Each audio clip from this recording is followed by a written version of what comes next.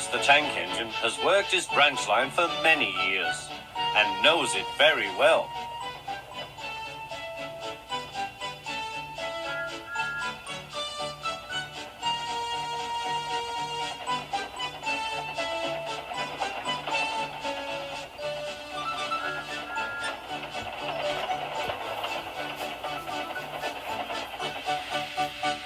You know just where to stop, Thomas, laughed his driver. You could almost manage it without me. Thomas had become conceited. He didn't realize his driver was joking.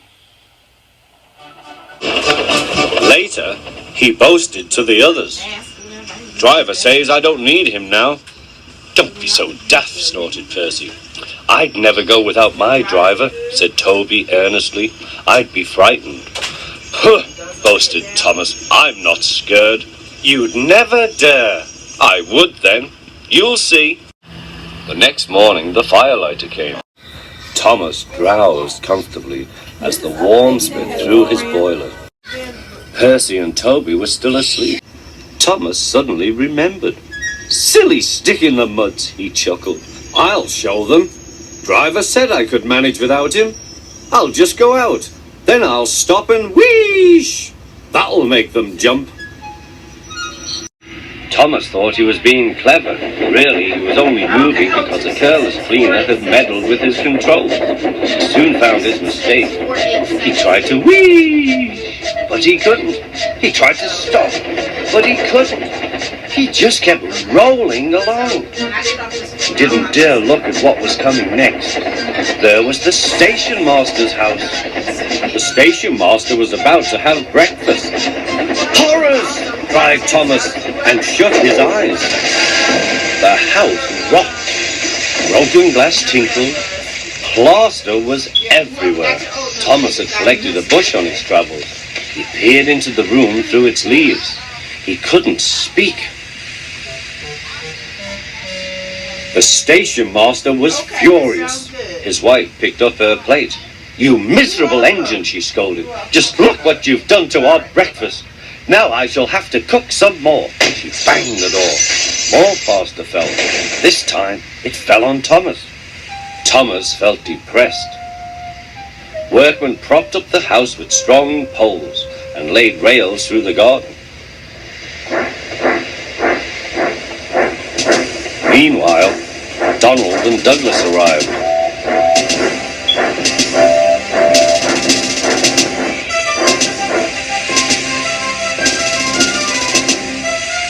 Don't fash yourself, Thomas. We'll soon have you back on the rails, they laughed.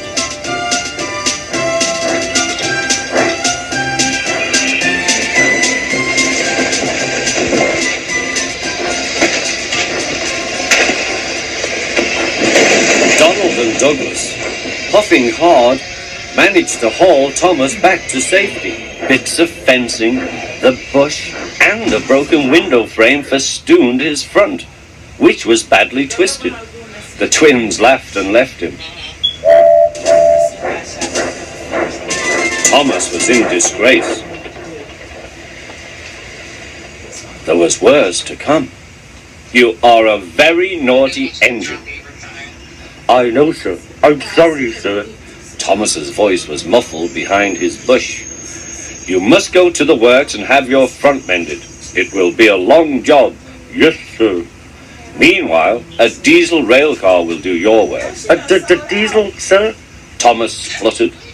Yes, Thomas. Diesels always stay in their sheds till they are wanted. Diesels never gallivant off to breakfast in station masters' houses.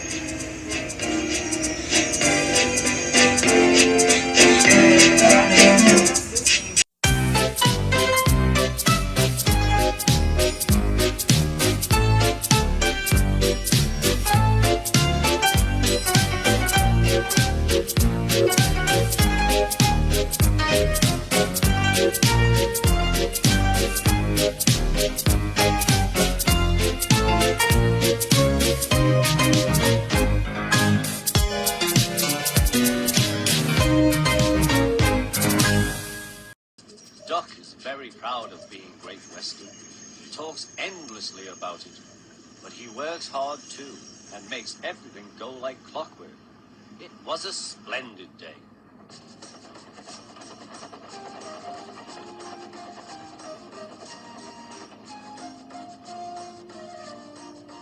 The cars and coaches behaved well. The passengers even stopped grumbling. But the engines didn't like having to bustle about. There are two ways of doing things, Duck told them. The Great Western Way or the wrong way. I'm Great Western and don't we know it? The engines were glad when a visitor came.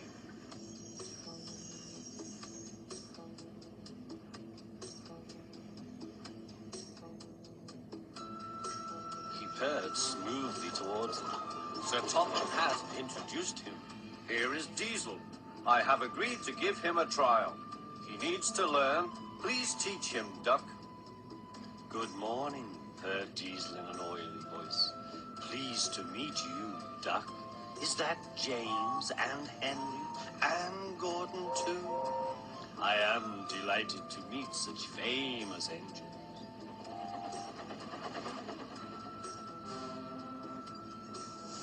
The silly engines were flattered. He has very good manners, they murmured. We are pleased to have him in our yard. Duck had his doubts. Come on, he said. Diesel purred after him. You're worthy, said Topham Hatt to you, ordered Duck. Diesel looked hurt. Your worthy Sir Topham Hatt thinks I need to learn. He is mistaken. We Diesels don't need to learn. We know everything. We come to a yard and improve it. We are revolutionary. Oh, said Duck, if you're Rever-Thingamy, perhaps you would collect my cars while I fetch Gordon's coaches. Diesel, delighted to show off, purred away. When Duck returned, Diesel was trying to take some cars from a siding. They were old and empty. They have not been touched for a long time. Diesel found them hard to move. Pull! Push! Backwards! Forwards! Oh-wee! Oh-wee! The cars groaned. We can't! We won't! Duck watched with interest. Diesel lost patience. Grrr, grrr, he roared. Gave a great heave. The cars jerked forward. Oh, oh, they screamed. We can't, we won't. Some of their brakes snapped, and the gear jammed in the sleepers. Arr, grr. Oh, ha, ha, ha, chuckled Duck. Diesel recovered and tried to push the cars back, but they wouldn't move. Duck ran quietly round to collect the other cars. Thank you for arranging these, Diesel. I must go now. Don't you want this lot? No, thank you. Diesel gulped. And I've taken all this trouble. Why didn't you tell me? You never asked me. Besides, said Duck, you were having such fun being Rev whatever it was you said. Goodbye. Arr, grr. Oh. Diesel had to help the workmen clear the mess. He hated it. All the cars were laughing and singing at him. Cars waiting in the yard, tackling them with Diesel. Show the world what I can do, gaily boasts the Diesel. In and out he creeps about like a big black weasel. When he pulls the wrong cars out, up goes the Diesel. Growled Diesel. He scuttled away to sulk in the shed.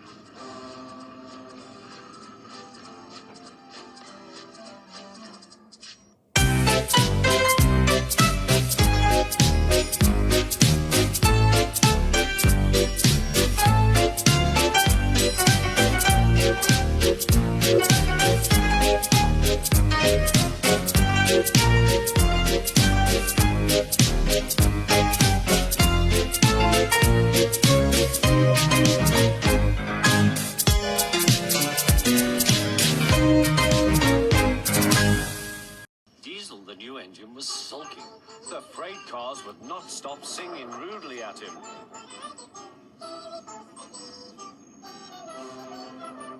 Duck was horrified. "Shut up!" he ordered and bumped them hard. "I'm sorry our cars were rude to you, Diesel." Diesel was still furious. "It's all your fault. You made them laugh at me." "Nonsense," said Henry. "Duck would never do that.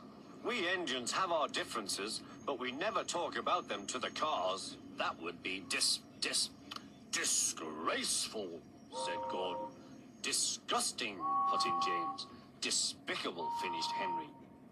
Diesel hated Duck. He wanted him to be sent away, so he made a plan. He was going to tell lies about Duck. Next day, he spoke to the cars.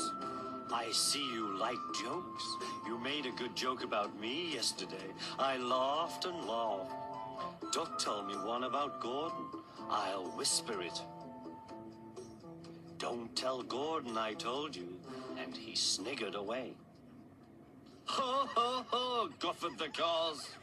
"Gordon will be cross with Duck when he knows. Let's tell him and get back at Duck for bumping us."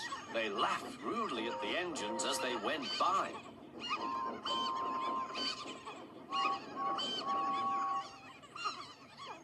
Soon Gordon, Henry, and James found out why. "Disgraceful," said Gordon. "Disgusting," said James. "Despicable," said Henry. "We cannot allow it." They consulted together. "Yes," they said, "he did it to us. We'll do it to him and see how he likes it." Duck was tired out.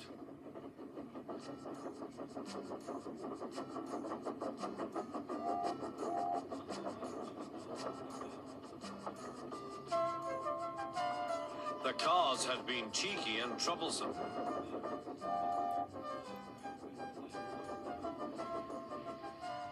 He wanted a rest in the shed.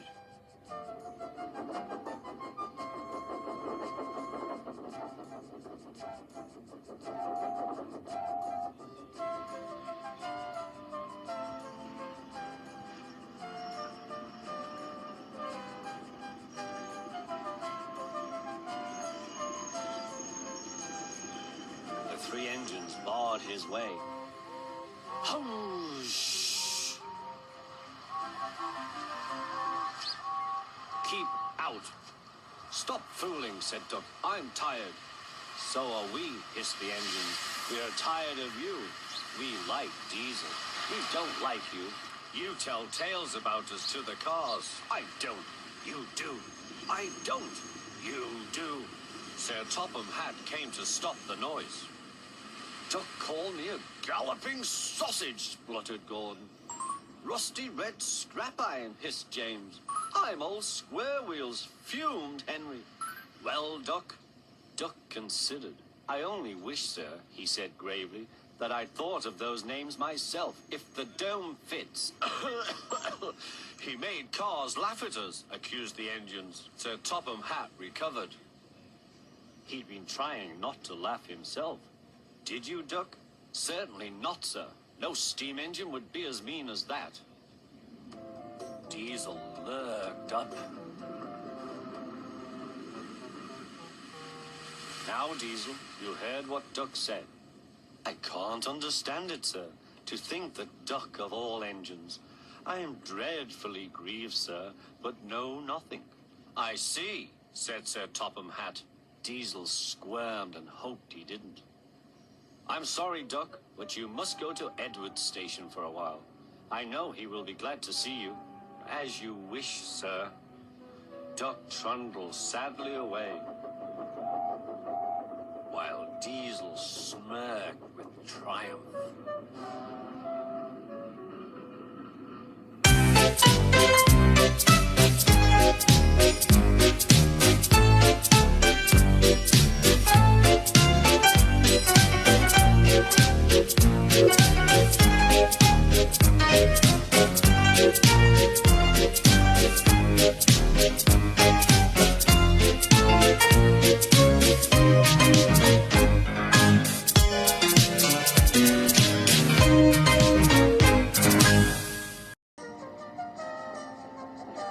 Duck, the Great Western engine, puffed sadly to Edward's station.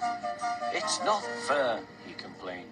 Diesel has been telling lies about me and made Sir Topham Hatt and all the engines think I'm horrid.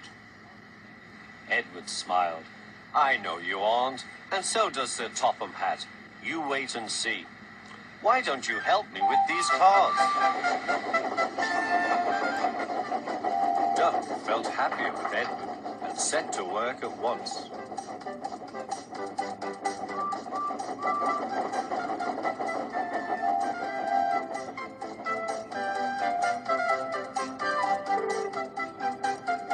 The cars were silly, heavy, and noisy. The two engines had to work hard, pushing and pulling all afternoon. At last they reached the top of the hill. Goodbye, whistled Duck, and rolled gently over the crossing to the other line. Duck loved coasting down the hill, running easily with the wind whistling past. Suddenly, it was the conductor's warning whistle. Hurrah, hurrah, hurrah, laughed the cars. We've broken away, we've broken away. Chase him, bump him, throw him off the rails, they yelled. Hurry, Duck, hurry, said the driver. They raced through Edward Station, but the cars were catching up. As fast as we can, then they'll catch us gradually. The driver was gaining control. Another clear mile and we'll do it. Oh, glory, look at that! James was just pulling out on their line from the station ahead. Any minute there could be a crash. It's up to you now, Duck, cried the driver. Duck put every ounce of weight and steam against the cars. It's too late, Duck groaned and shut his eyes. He veered into a siding where a barber had set up shop. He was shaving a customer.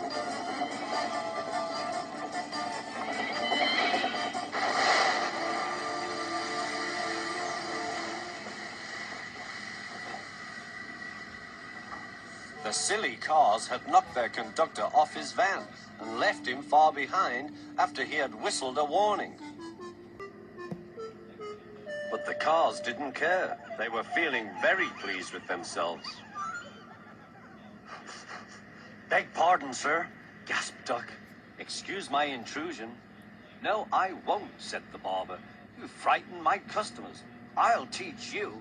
And he lathered Duck's face all over. Poor Duck. Thomas was helping to pull the cars away when Sir Topham Hatt arrived. I do not like engines hopping through my walls, fumed the barber. I appreciate your feelings, said Sir Topham Hatt, but you must know that this engine and his crew have prevented a serious accident. It was a very close, shave. Oh, said the barber. Oh, excuse me. He filled a basin of water to wash Duck's face. I'm sorry. I didn't know you were being a brave engine. That's all right, sir. I didn't know that either. You were very brave indeed, said Sir Topham Hatt. I'm proud of you. Sir Topham Hatt watched the rescue operation. Then he had more news for Duck. And when you are properly washed and mended, you are coming home. Home, sir? Do you mean the yard? Of course. But, sir, they don't like me. They like Diesel. Not now. I never believed Diesel, so I sent him packing. The engines are sorry and want you back.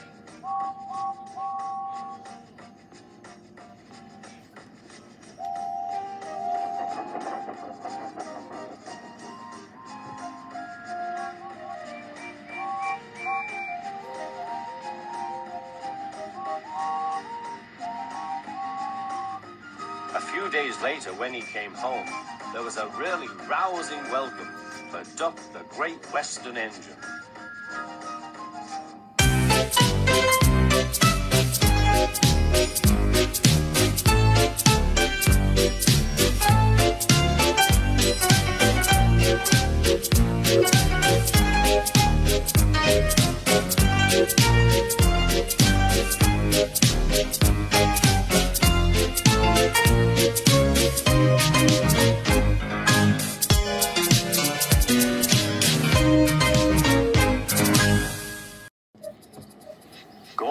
Resting in a siding.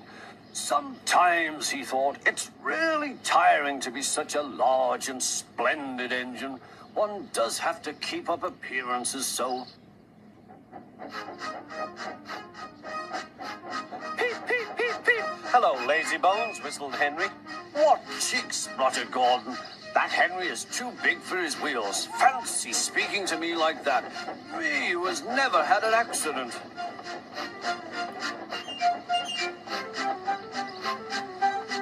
On jammed whistles and burst safety valves accidents?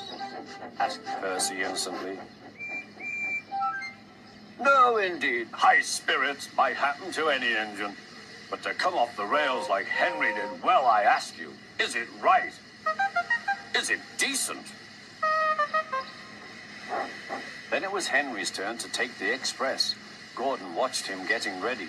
Be careful, Henry. You're not pulling the flying kipper now. Mind you keep on the rails today.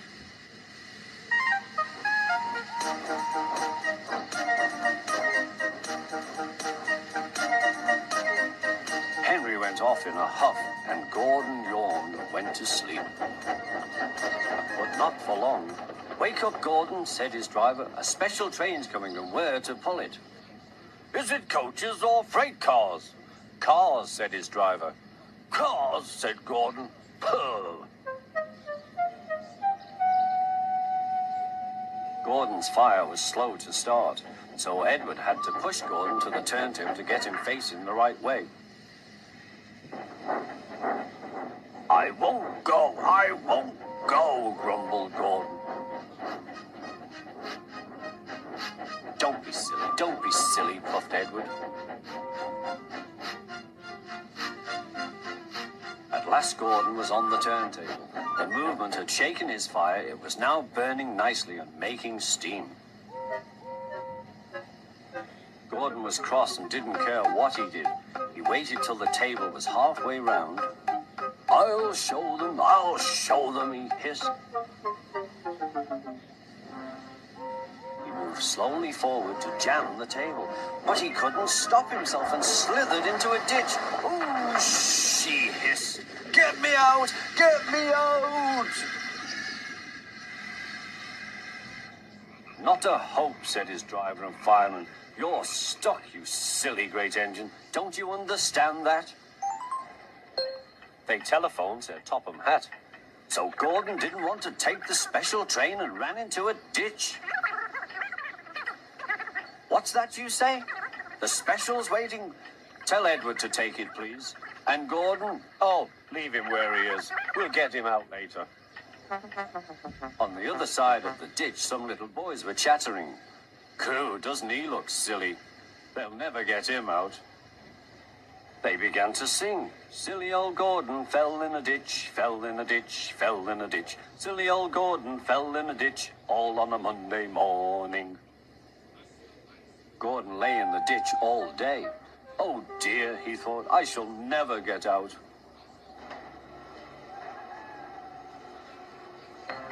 But that evening they lifted Gordon and made a road of sleepers under his wheels to keep him from the mud. Strong ropes were fastened to his back end, and James and Henry, pulling hard, managed to bring him to safety.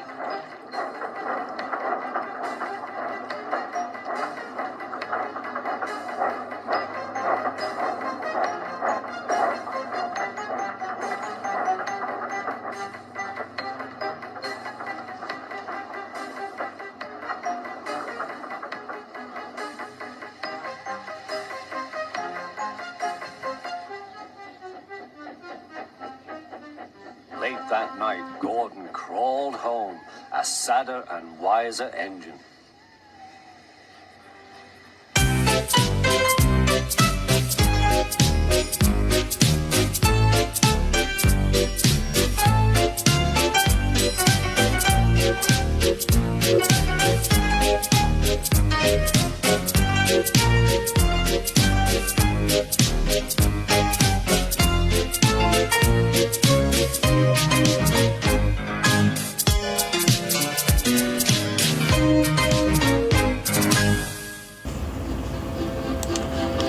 It was a beautiful morning on the island of Sodor. Thomas the Tank Engine blue paint sparkled in the sunshine as he puffed happily along his branch line with Annie and Clarabelle.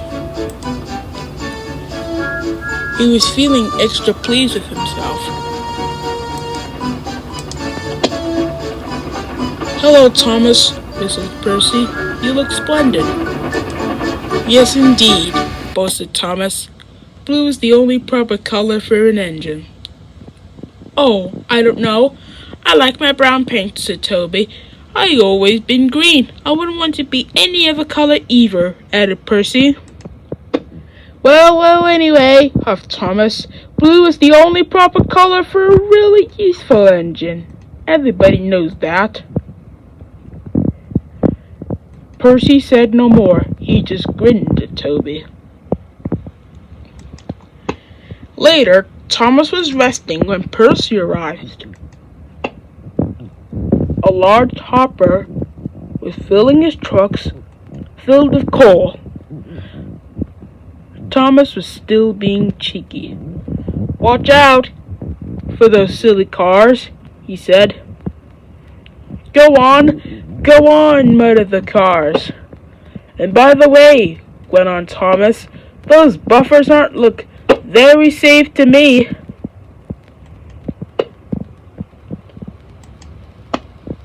The last load poured down. "Help! Help!" cried Thomas. "Get me out!" Percy was worried, but he couldn't help laughing.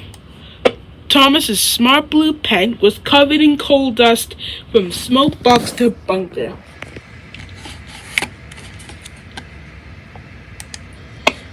"Ha ha!" chuckled Percy. "You don't look really useful now, Thomas. You look really disgraceful." "I'm not disgraceful," choked Thomas. "You did that on purpose. Get me out." It took so long to clean Thomas that he wasn't ready in time for his next train. Toby had to take Annie and Clarabelle. "Poor Thomas," whispered Annie to Clarabelle. They were most upset.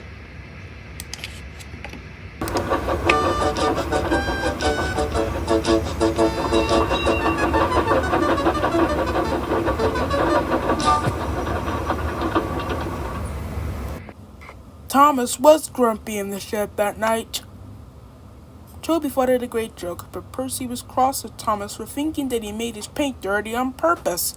Fancy a really useful blue engine like Thomas becoming a disgrace to Sir Topham Hatt's railway.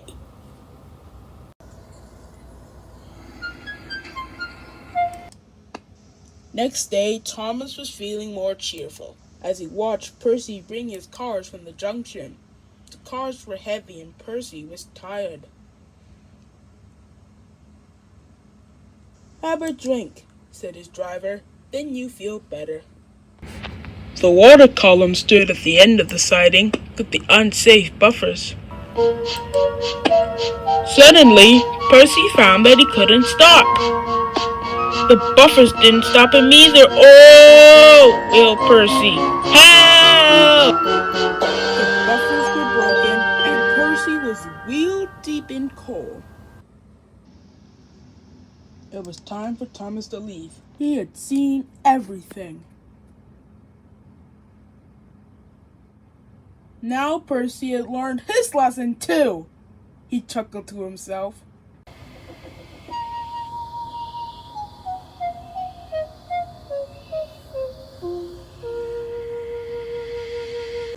That night the two engines made up their quarrel. "I didn't cause your accident on purpose, Thomas," whistled Percy.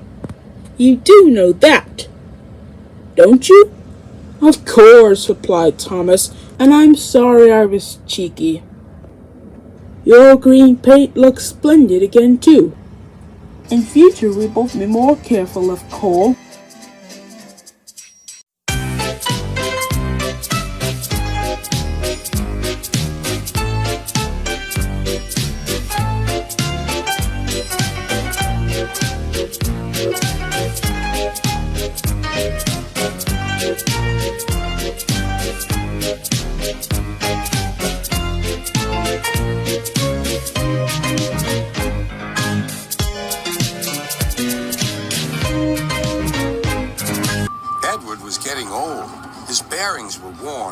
clanked as he puffed along. He was taking empty cattle cars to a market town. The sun shone, birds sang. But Edward was heading for trouble. Come on, he puffed. Oh, oh, screamed the cars. Edward puffed and clanked, the cars rattled and screamed. Some cows were grazing nearby. They were not used to trains. The noise and smoke disturbed them. As Edward clanked by, they broke through the fence and ran across the line. A coupling was broken and some cars were left behind. Edward felt a jerk, but didn't take much notice. He was used to cattle cars. Bother those cars, he thought. Why can't they come quietly? He was at the next station before either he or his driver realized what had happened. When Gordon and Henry heard about the accident, they laughed and boasted. See, allowing cows to break your train. They wouldn't dare do that to us. We'd show them. Old Toby was cross. You couldn't help it, Edward. They've never met cows. I have, and I know the trouble they are.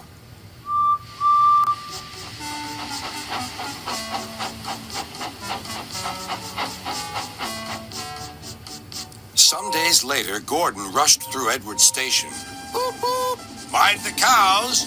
Hurry, hurry, puffed Gordon. Don't make such a fuss. Don't make such a fuss, grumbled his coaches. A long stretch of line lay ahead. In the distance was a bridge. It seemed to Gordon that there was something on the bridge. His driver thought so too. Whoa, Gordon, he said and shut off steam. Whew, said Gordon. It's only a cow. Shoo! Shoo! He moved slowly onto the bridge, but the cow wouldn't shoo. She had lost her calf and felt lonely. Bleh, she said sadly. Everyone tried to send her away, but she wouldn't go. Henry arrived.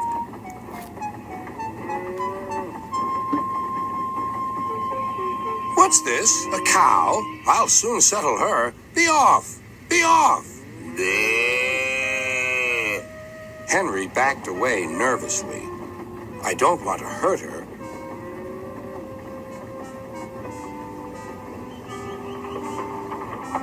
At the next station, Henry's conductor told them about the cow and warned the signalman that the line was blocked. That must be Bluebell, said the porter. Her calf is here, looking for her mother. Percy will take her along.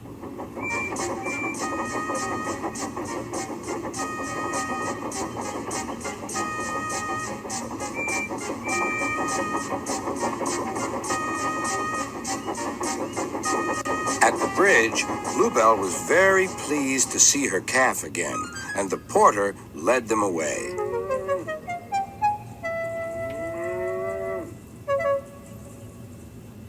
Not a word. Keep it secret, whispered Gordon and Henry to each other. They felt rather silly, but the story soon spread.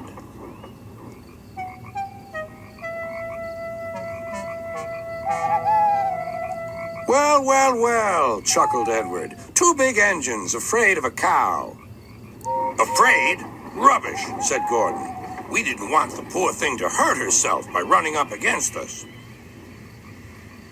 We stopped so as not to excite her. You see what I mean, my dear Edward? Yes, Gordon, said Edward. Gordon felt somehow that Edward saw only too well.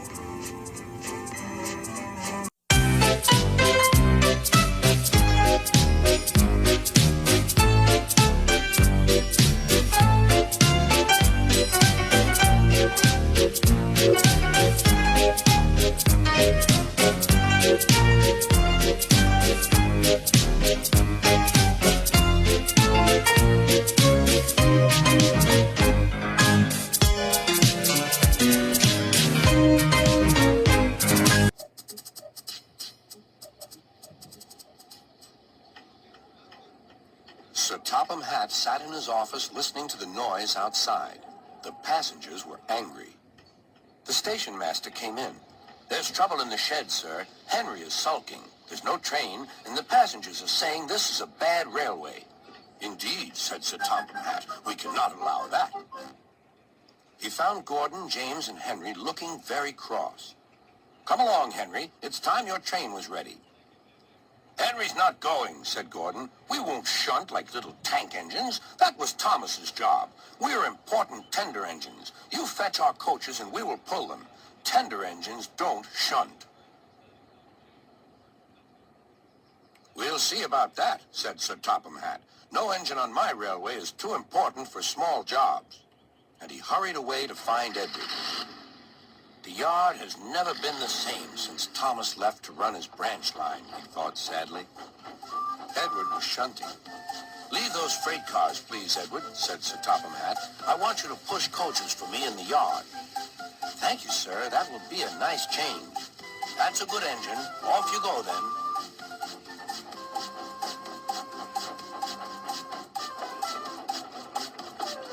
So Edward found coaches for the 3 engines, and that day the trains ran as usual.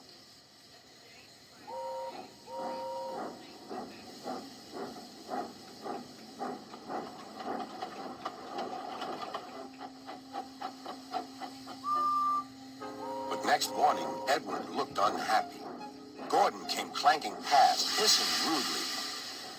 "Bless me," said Sir Topham Hatt. "What a noise!" "They all hiss me, sir," answered Edward.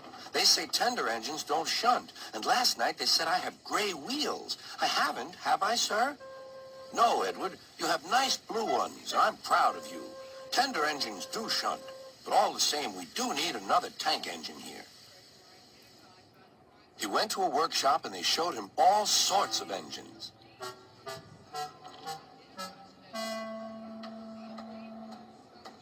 At last he saw a smart little green engine with 4 wheels. "That's the one," he thought. "If I choose you, will you work hard?" "Oh, sir. Yes, sir." "That's a good engine. I'll call you Percy." "Yes, sir. Thank you, sir." And Sir Topham Hatt brought Percy back to the yard. "Edward," he called, "here's Percy. Will you show him everything?" Percy soon learned what he had to do, and they had a happy afternoon.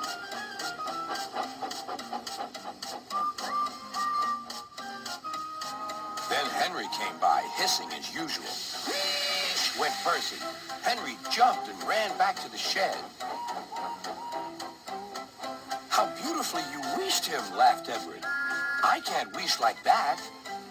"Oh," said Percy, "that's nothing. You should hear them in the workshop. You have to wheesh loudly to make yourself heard." Next morning, Thomas arrived. "Sir Topham Hatt sent for me. I expect he wants help," he said to Edward. "Shh, shh, here he comes," replied Edward. "Well done, Thomas. You've been quick. Listen, Henry, Gordon, and James are sulking. They say they won't shunt like little tank engines. So I have shut them up, and I want you both to run the line for a while." "Little tank engines indeed," snorted Thomas. "We'll show them. And Percy will help too." "Oh, sir. Yes, sir. Please, sir," answered Percy. Edward and Thomas worked the main line, greeting each other as they passed by.